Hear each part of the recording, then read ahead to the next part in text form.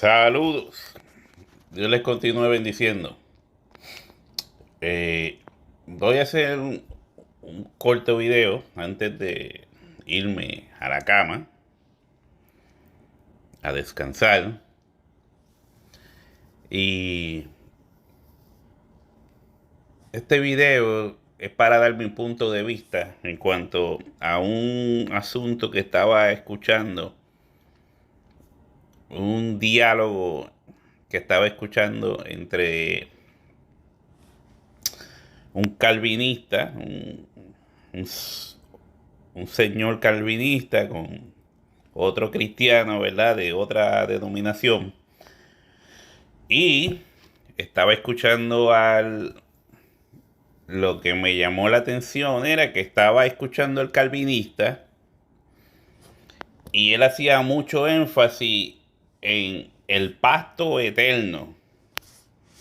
Entonces yo me preguntaba, ¿será que la creencia calvinista mayormente está toda basada en esto del pacto eterno? O sea, él estaba presentando que la salvación no se podía perder y le daba mucho énfasis a esto del pacto eterno.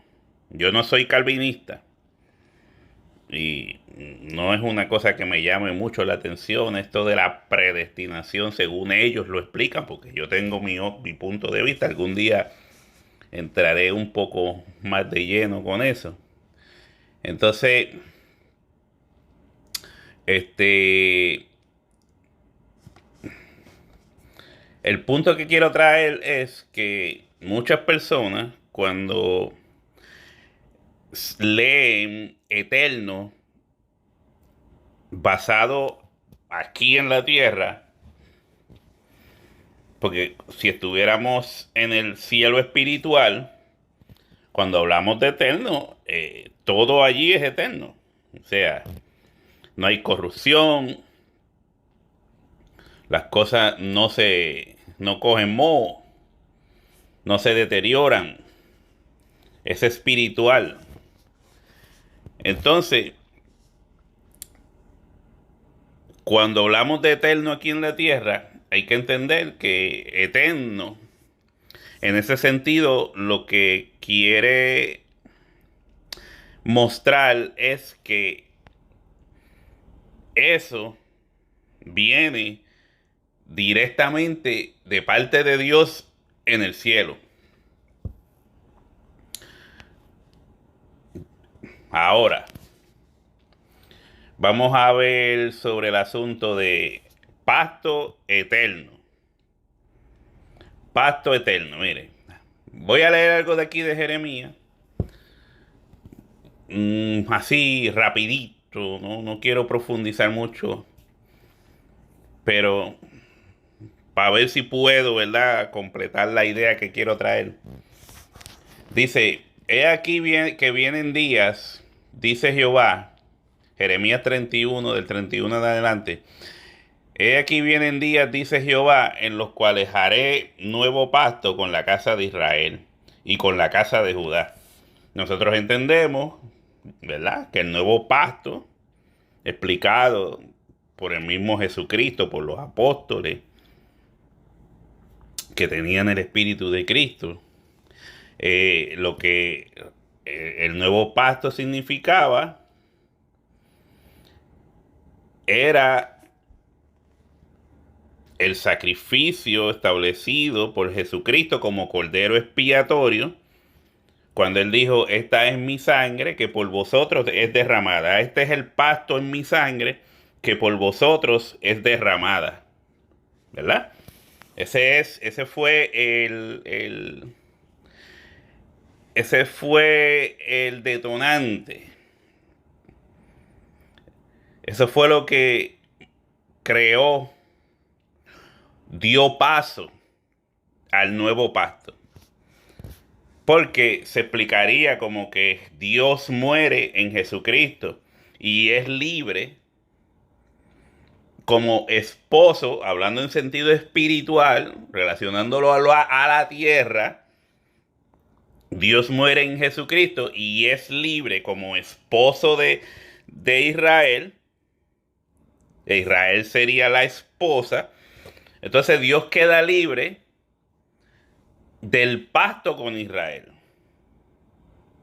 Y por eso dice, haré nuevo pacto. Entonces, en este nuevo pacto, que era con Israel, Dios establece que en este nuevo pacto sería establecido por la fe y no por las obras. Dios se llegaría al hombre por la fe y no por obras, ya que la ley tenía defectos. La ley tenía defectos. Y estos defectos no podían llegar, ¿verdad?, al propósito que realmente era el que Dios quería establecer con el hombre, de poder salvar al hombre con un pacto nuevo, con un solo sacrificio, y así sucesivamente. Entonces, se sabe que el pacto no solamente era para Israel y para la casa de Judá, sino que Dios llamaría a un pueblo que no es pueblo. Y entonces esos serían todos los que no son linaje de Israel, en ese sentido. Entonces acercaría a todos esos que no son pueblos para establecer un pueblo, un Israel espiritual, o un pueblo, o un hombre nuevo, como dice la Biblia. Entonces llega al punto de decir de que ya no hay judío ni gentil, sino un nuevo hombre. Pero si me pongo, es que eso, ¿verdad? Mucha tela que cortar. Pero por eso es aquí que vienen días, dice Jehová, en los cuales haré nuevo pacto con la casa de Israel y con la casa de Judá. Si es un nuevo pacto, quiere decir que el viejo pacto quedó atrás. ¿Por qué? Porque ellos mismos, Dios muere en Jesucristo en la cruz. Es el marido que muere en la cruz. Y entonces la esposa, que es Israel, queda libre. Queda libre, porque obviamente se está diciendo que Israel era un pueblo adúltero. Era una mujer adúltera. Y cuando el marido muere, queda libre de ese pacto. Entonces dice, no como el pacto que hice con sus padres el día que tomé su mano para sacarlos de Egipto, de la tierra de Egipto, porque ellos invalidaron mi pacto. ¿Eh? Ellos lo invalidaron, ya el pacto no tenía valor. ¿O qué otra cosa se puede entender cuando dice invalidaron? Le restaron todo valor al pacto. Entonces cuando vienen estos nuevos personajes hoy en día que se creen maestros de Torah, estilo Israel antiguo, que si raíces hebreas, que si judíos mesiánicos, vienen a decirte que ese pacto que fue invalidado, ya no tenía valor. Entonces vienen a decirte a ti que tú tienes que entrar en ese pacto que fue invalidado, que se le restó todo valor. Porque ellos invalidaron mi pacto, aunque fui yo un marido para ellos, dice Jehová. Entonces, por eso el apóstol Pablo explica sobre la bigamia de vivir, ¿verdad? En dos leyes, el antiguo pacto y el nuevo pacto. Y explica sobre la relación del matrimonio, lo que acabé de decir. Entonces dice, no como el pacto que hice con sus padres el día que tomé su mano para sacarlos de la tierra de Egipto, porque ellos invalidaron mi pacto. Aunque fui yo un marido para ellos, dice Jehová. Pero este es el pacto que haré con la casa de Israel. Después de aquellos días, dice Jehová, daré mi ley en su mente y y la escribiré en su corazón. Y yo seré a ellos por Dios y ellos me serán por pueblo. Si usted quiere entender esto, ¿verdad? Daré mi ley en su mente y la escribiré en su corazón y yo seré para ellos por Dios y ellos me serán por pueblo. tiene que leer las epístolas de Pablo, tiene que leer Romanos, tiene que leer el libro de Hebreos. Y ahí va a entender cómo es que Dios hace esto posible. Cómo es que Dios da su ley en su va a dar su ley en su mente y la va a escribir en el corazón. Entonces usted puede pensar a lo mejor, pues si eso lo va a hacer Dios, así, ¿verdad? Yo creo en Dios, pues ya Dios escribirá su ley en mi mente y en mi corazón. Las dará a mi mente y las escribiré en mi corazón. Entonces quiere decir que cuando yo abra mi boca, sin estudiar la Biblia, sin leer la Biblia, pues voy a tener todo ese conocimiento del nuevo pacto sin estudio, sin escudriñar. Pero no es eso lo que quiere decir. Estamos hablando de leyes. Leyes. Lo que pasa con el nuevo pacto es que se añade una función maravillosa al nuevo pacto. Y es el Espíritu Santo, el cual el Señor prometió que derramaría sobre toda carne. Es este Espíritu Santo quien va a hacer al hombre capaz de profundizar, ¿verdad? De comprender el nuevo pacto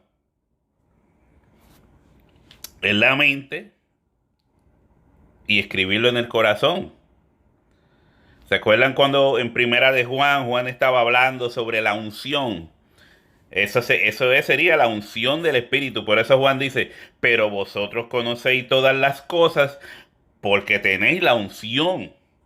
Entonces la unción es el Espíritu Santo con el cual vas a ser sellado al creer en Jesucristo, confiar en Él como Salvador.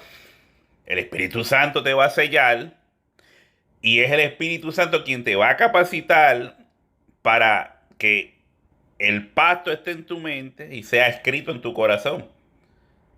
Pero no lo hace por arte de magia. Necesita que tú pongas de tu parte, que tú estudies, que tú profundices en la palabra.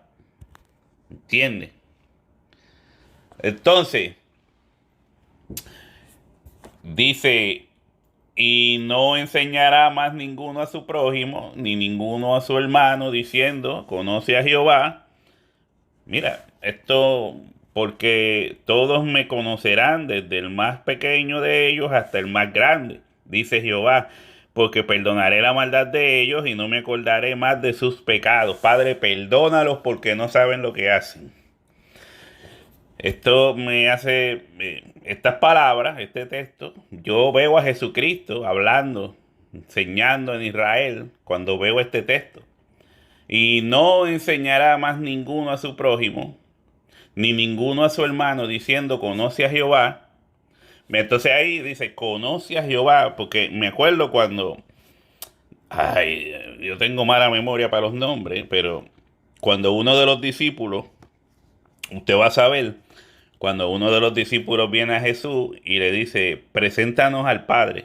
Solo te pido una cosa, preséntanos al Padre.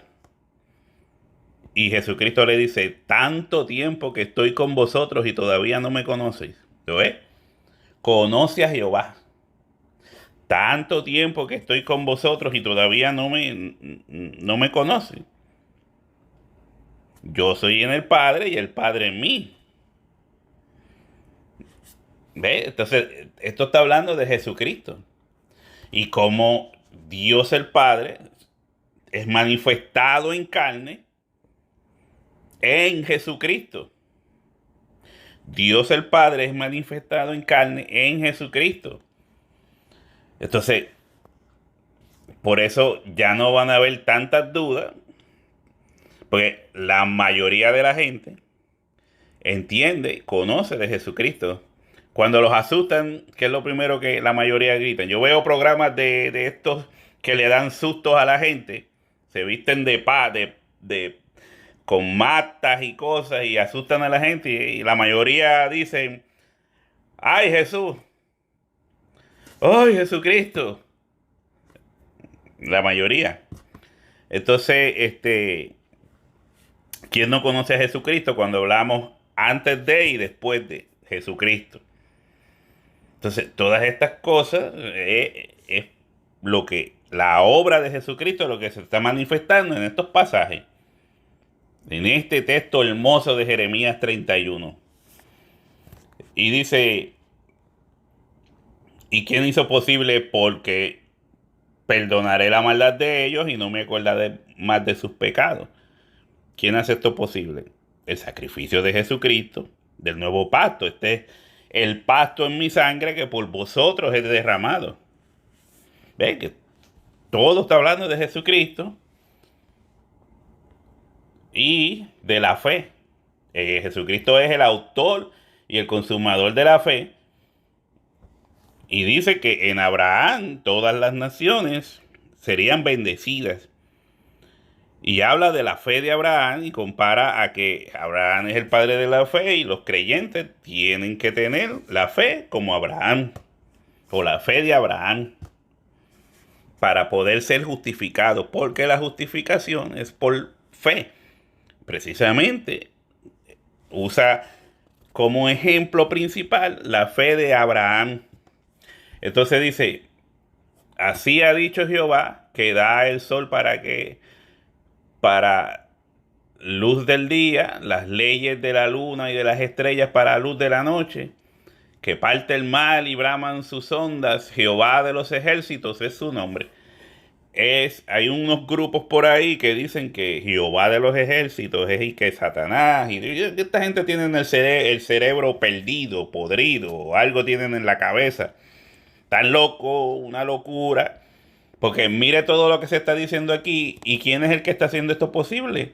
Jehová de los ejércitos es su nombre. Jehová de los ejércitos. De los ejércitos. A ese que ellos llaman Satanás y ellos... Porque son unos morones, vamos a ponerlo desde ese punto de... Son unos idiotas, vamos... ¿Qué más puedo decir? Que se permita. Entonces es Jehová Dios de los ejércitos quien está motivando este pacto. Pero mire lo que dice aquí. Si faltaren estas leyes delante de mí, dice Jehová, si faltaren estas leyes delante de mí, dice Jehová, también la descendencia de Israel faltará, para no ser nación delante de mí eternamente.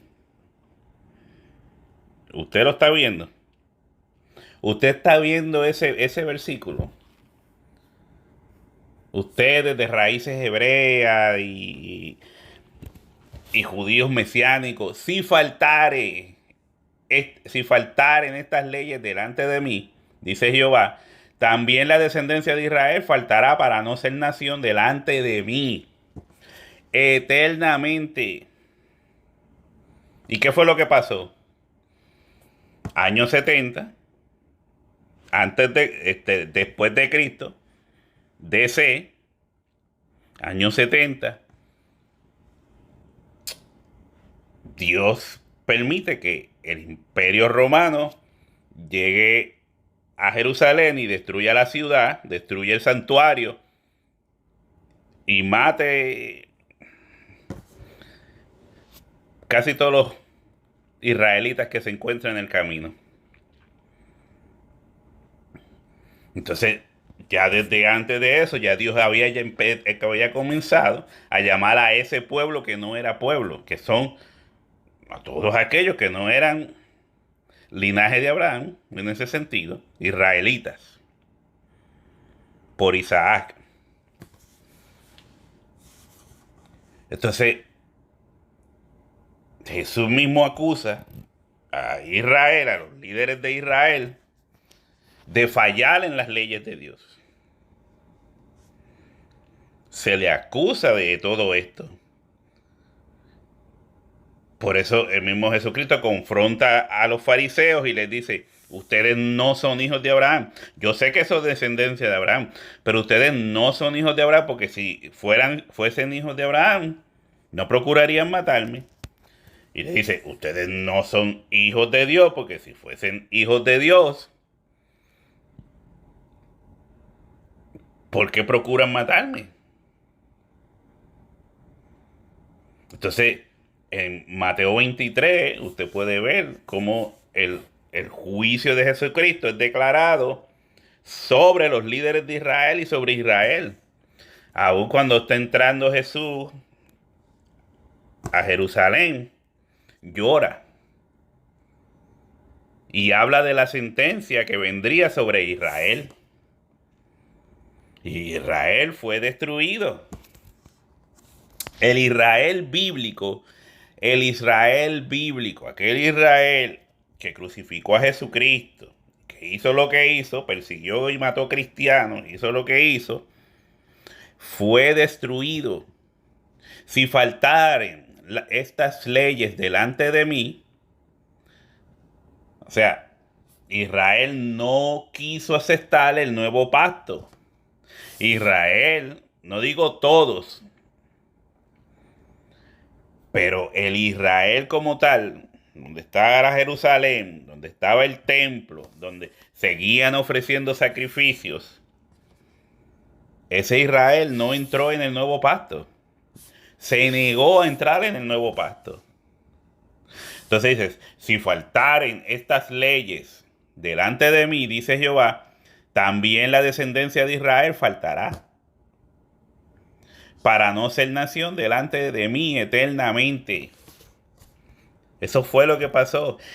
Por eso el Israel que hoy en día, 2024, está allí, en ese lugar, en ese sector, no es el Israel bíblico.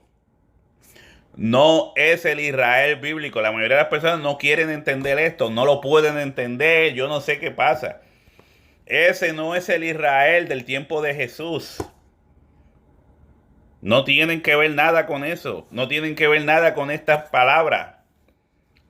Estas palabras se le dieron al Israel del tiempo de Jesús. Así ha dicho Jehová, si los cielos arriba se pueden medir y explorarse abajo los fundamentos de la tierra, también yo desecharé toda la descendencia de Israel por todo lo que hicieron, dice Jehová. Así también yo desecharé toda la descendencia de Israel por todo lo que hicieron, dice Jehová. Por eso yo les he hablado, les he hecho videos sobre la higuera estéril. Esto está hablando de lo que habló Jesucristo sobre la higuera estéril. Cuando Jesucristo fue a buscar fruto a la higuera y la higuera no tenía fruto y Jesús la maldijo. Jesús maldijo a Israel, a ese Israel incrédulo que no quería entrar en el nuevo pacto, que no tenía frutos. Entonces, de ese Israel había un remanente. Es lo que se explica en Romanos capítulo 10. En ese Israel había un remanente que sería salvo. Entonces, hay gente que no quiere entender esto. Entonces, he explicado un poco de esto para que se entienda, ¿verdad? Que aquí se está hablando de el pacto, el nuevo pacto. Pero también se le llamó a este nuevo pacto, pacto eterno o pacto sempiterno. Dirigiéndose, ¿verdad? Aunque se dio en otros contextos también a veces la explicación de este pacto, pero sí se dirigía al pacto futuro. Porque el único pacto eterno realmente sería el nuevo pacto establecido por Jesucristo, que Jesucristo descendió del cielo. Jesucristo fue enviado del cielo. Padre, devuélveme aquella gloria que yo tuve cuando estuve contigo. Este nuevo pacto no es carnal, no tiene que ver con asuntos carnales del cuerpo. Este nuevo pacto es totalmente espiritual, por eso habla Pondré las leyes en tu mente y las escribiré en tu corazón, porque este pacto es espiritual totalmente, es un pacto que desciende del cielo.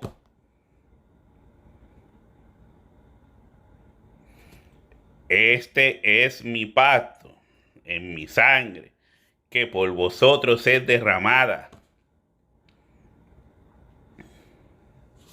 Entonces, como este pacto desciende del cielo, no es como el pacto que di a vuestros padres, dice él.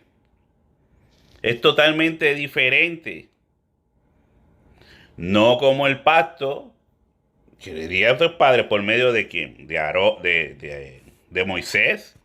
No os dio Moisés la ley, decía Jesús. No os dio Moisés la ley. Y no decía, no matarás.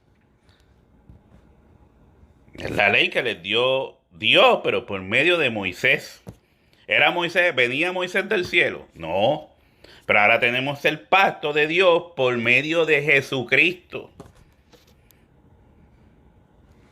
Jesucristo, que es el pan que descendió del cielo. El pan que descendió del cielo. Como este pacto es totalmente espiritual, que desciende del cielo, por eso es que Dios le llama el pacto eterno. Entonces, tal parece que los calvinistas no pueden entender esta parte. Mire, vamos a poner unos ejemplos. La Biblia dice que Dios castiga a Sodoma y Gomorra por su maldad, por su pecado. El texto bíblico dice que Dios envió a Sodoma fuego eterno. Así dice el texto, fuego eterno. Entonces, la mente del calvinista, según yo veo, pensaría de que ese fuego eterno quiere decir que ese fuego nunca se apaga. Nunca se apagaría, porque la Biblia dice que era fuego eterno. Ahora, los calvinistas se dan, ¿verdad?, la pompa de que ellos saben analizar muy bien la Biblia, tienen mucho conocimiento bíblico, pero no hay cositas donde se ponchan, pero no lo ven. Entonces, todavía Sodoma y Gomorra hasta el día de hoy, ese fuego está allí. Si le pregunto a un calvinista que al decir fuego eterno es un fuego que no se apagaría nunca, según ellos lo ven, porque si dicen pacto eterno, es un pacto de Dios donde el hombre sería salvo y Dios nunca, en este pacto no tiene condiciones. Ellos les ponen como que este pacto no tiene condiciones. Es un pacto donde Dios no va a dar vuelta para atrás, no va a mirar para atrás. Sí, pero es Dios el que no va a mirar para atrás. O sea, de hecho, en esto no se está diciendo si el hombre, o sea, como ellos entienden, ¿verdad? Que la salvación es por fe, ¿verdad? Pero es una obra de Dios totalmente, que no tiene que ver nada con el hombre. Ellos sacan al hombre totalmente del asunto, de la matemática. Y entonces, tú puedes hacer, deshacer, y como es un pacto que Dios prometió eterno, no depende de si el hombre si el hombre falla, si el hombre cambia, ¿verdad? Si el hombre permanece en el pacto. No, a ellos no importa. Una vez salvo, siempre salvo. Ahora, el fuego que cayó en Sodoma y Gomorra todavía está allí.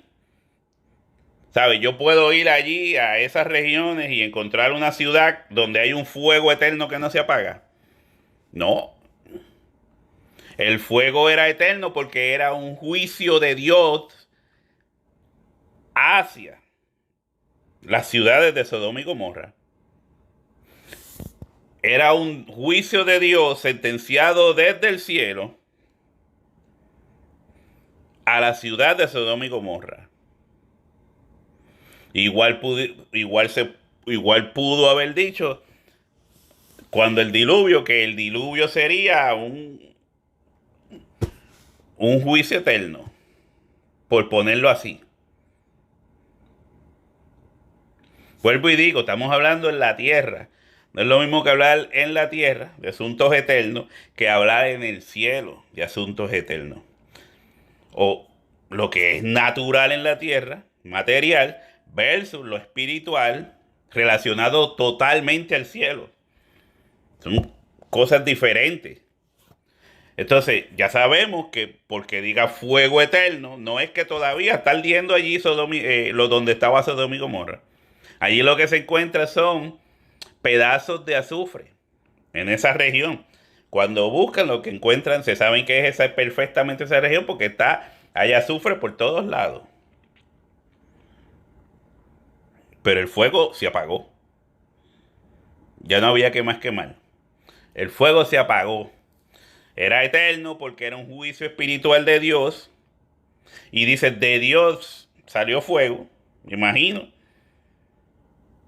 Igual que dice en Apocalipsis, y de Dios descendió fuego. Que es pues, en el día final, Dios quemará este planeta con fuego. ¿Y de dónde va a salir el fuego? De Dios, ese fuego eterno, del mismo que usó para Sodoma y Gomorra. Pero esta vez va a ser para todo el mundo material, en el día final, en el día postrero. Entonces, este, mira, aquí Jeremías 32, creo, míralo aquí. Y haré con ellos pacto eterno, se usa la palabra eterno, que no me volveré atrás de hacer el bien y pondré mi temor en el corazón de ellos para que no se aparten de mí. ¿Se acuerdan que el mismo Jesucristo habló de que el Espíritu Santo, o sea, pondré mi temor en el corazón de ellos? ¿Qué fue lo que Jesucristo dijo que vendría sobre los creyentes? Que redarguiría al hombre de pecado. Pues el Espíritu Santo. Entonces el Espíritu Santo ayuda en ese temor al hombre para que el hombre se mantenga en la fe de Dios, pero no es que obliga al hombre a que esto haga, sino por eso dice que es un paracleto, una ayuda. Pero tú tienes que poner de tu parte. Y pondré mi temor en el corazón de ellos para que no se aparten de mí. Entonces cuando el calvinista lee esto, pues una vez salvo, siempre salvo. Pero se sacan al hombre de esto. Sacan al hombre de esta ecuación. ¿Entiendes? Ahora, voy a poner otro ejemplo. En Hebreos capítulo 6 habla de que en la doctrina de Jesucristo iba a haber una resurrección de los muertos y un juicio eterno. Resurrección de los muertos y un juicio eterno. ¿Por qué se le añade juicio eterno al juicio? Obviamente va a haber una resurrección y que toda la Biblia, que en la parte escatológica, revela de que cuando el hombre sea transformado, 1 Corintios 15, 1 Tesalonicenses capítulo 4, cuando el hombre sea transformado,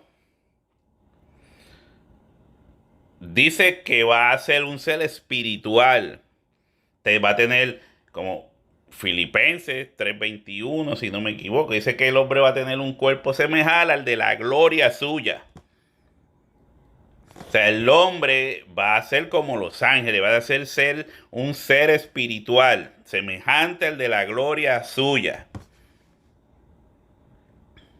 Entonces, vamos al juicio. Porque es necesario que el hombre muera una vez y después de esto el juicio. Romanos habla de esto.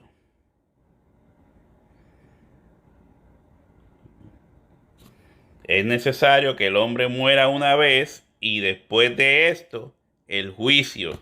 Entonces, Jesucristo dijo, va a haber resurrección de los muertos y juicio eterno. Juicio eterno. Vuelve y se le añade la palabra eterno porque este juicio va a ser ¿dónde? En el lugar eterno. Va a ser un juicio espiritual porque va a ser en un lugar espiritual. Ahora, un calvinista, ¿cómo entendería esto entonces? El calvinista entendería esto como que vamos a estar por la eternidad en un juicio. Estaríamos entonces por la eternidad completa en un juicio. Porque es eterno, es un juicio eterno.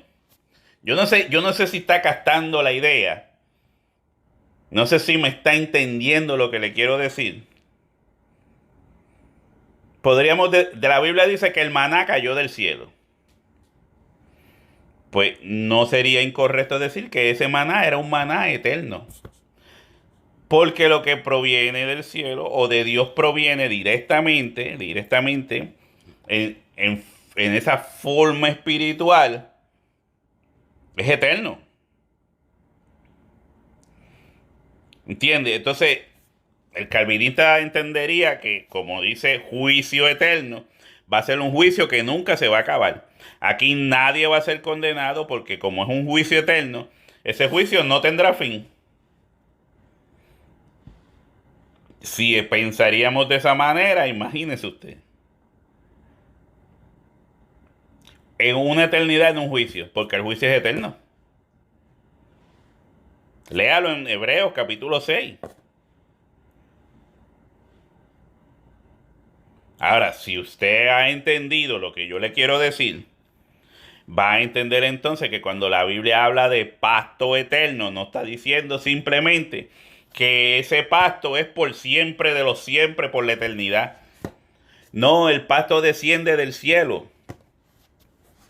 Ese pacto desciende del cielo.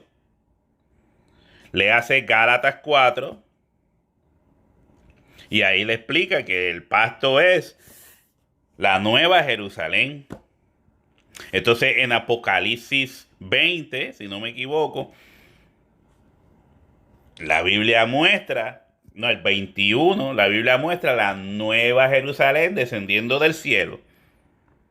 Pero Gálatas te explica que el nuevo pacto es la nueva Jerusalén.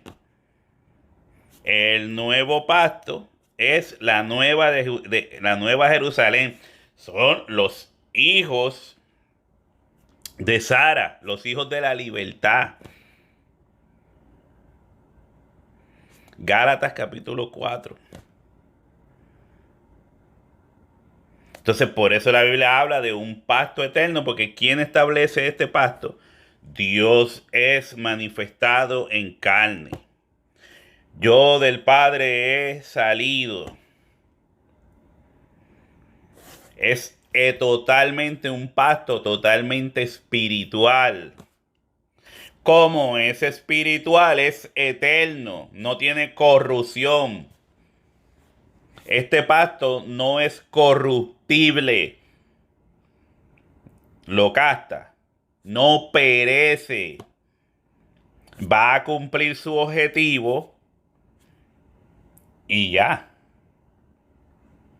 Si usted lee 1 Corintios 15, va a ver que va a llegar y dice, y luego el fin, cuando Jesucristo entregue el reino, que es la iglesia, a Dios el Padre. Y dice, y él mismo se sujetará a aquel que le sujetó a él todas las cosas. Jesucristo se va a sujetar a Dios.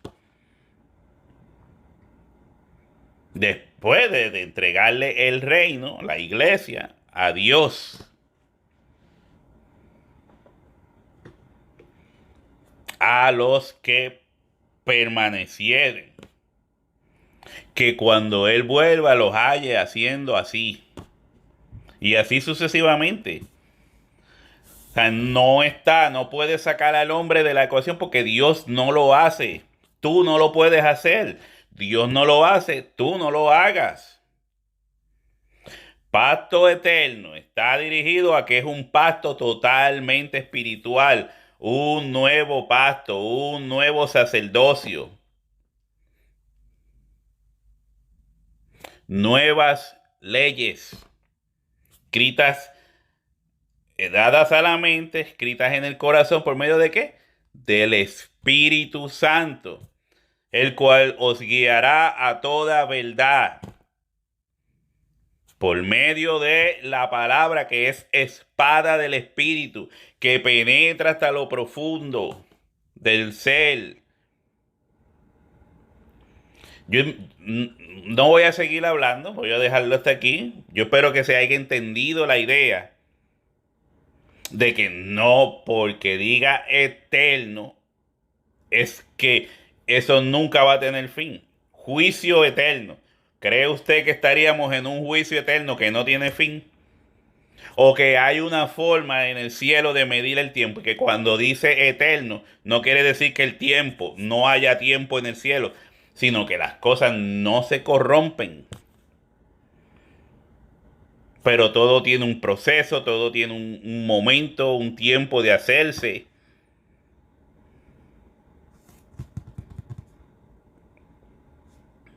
Va a haber un juicio y este juicio va a tener un fin.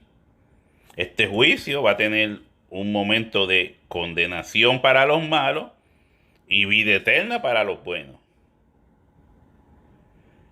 Pero no es que va a ser eterno. Aunque se le llame juicio eterno. ¿Puede usted entender esto, por favor? Dígame que sí. No me haga sentir mal, dígame que sí. Calvinista, ¿entiendes esto? Así que vamos a dejarlo hasta aquí. Dios nos ilumine en su palabra y nos ayude a seguir hacia adelante. En el nombre de Jesucristo. Gloria a Dios.